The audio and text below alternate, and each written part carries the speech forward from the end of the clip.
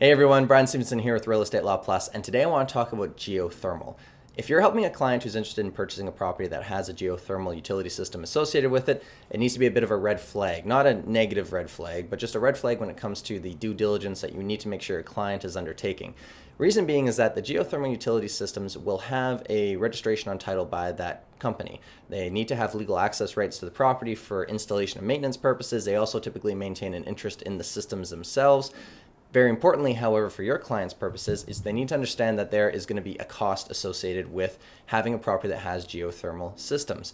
And importantly, there's going to be a legal relationship that gets entered into between themselves as the new owners and the ultimate provider of those services, that geothermal utility provider.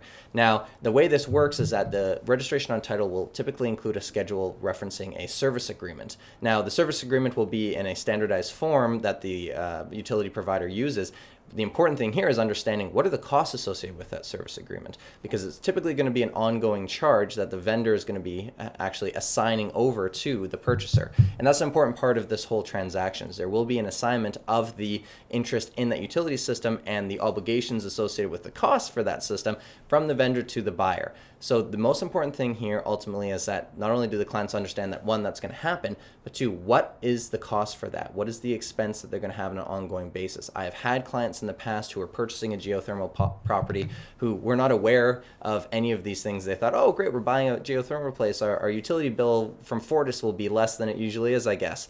They didn't realize that there's actually a whole separate cost base that they have to adjust for. So it was doing the due diligence that we actually recognized that for them, that we explained the process that they and the ultimate outcome that they'd be receiving as a result of this purchase. And as a result, they did go through with the transaction, but they would have been very, very upset if they weren't aware of what those costs were. It became part of the calculations that they had to do for themselves to decide if this was a place for them.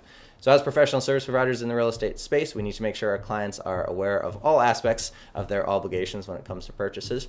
So make sure if you are dealing with any geothermal that you have a good look at title, and the lawyer you're working with has a good look at title as well.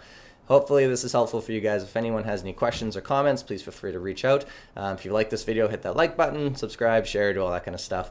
Hope everyone has a great day, and we'll talk soon. Thanks. Bye.